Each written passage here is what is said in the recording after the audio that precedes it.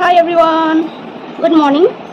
আজকে সকাল সকাল উঠে পুজো টুজো দিয়ে ব্রেকফাস্ট নিয়ে বসে গেছি। আজকে বানিয়েছিলাম ফ্রাইড রাইস, মানে কালকের ভাত ছিল সেটাতে ডিম আলু টালু দিয়ে বানিয়েছি।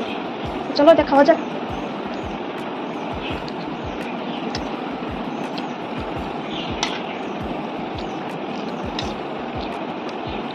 ব্রেকফাস্ট সেরে চলে গেলাম কিচেনে রান্না বান্না করব বলে। তো আজকে কি রান্না বান্না করলাম চলো একটুখানি দেখে নিই। তো এক বাটি গরম গরম ভাত নিয়ে নিয়েছি, আর এখানে মিক্স একটা সবজি করেছি, সেটাও নিয়ে নিয়েছি। সমস্ত সবজি দিয়ে শুকনো শুকনো করে একটা মিক্স সবজি। আর পাশের বাড়ি মামি বাঁশকরল দিয়ে গেছিলো, শুটকি দিয়ে বাঁশকরল, সেটাও একটুখানি নিয়ে নিলাম। আমি কোনোদিনও বাঁশকরল রান্না করিনি জানো তো, আমি কোনোদিনও খাইও নি। মামি একদিন দিল, দেখি ভালোই লেগেছে। তো এখন থেকে যা রান্না করলে মামি আমাকে একটু দিয়েই যায়। যাই হোক, বাঁশকরলটাও সাইডে নিয়ে নিলাম। আর এখানে আমি করেছিলাম আজকে কুমড়োর ডাঁটা আলু বেগুন কাঁকরোল দিয়ে একটা চচ্চড়ির মতন করেছি, সেটাই নিয়ে নিলাম।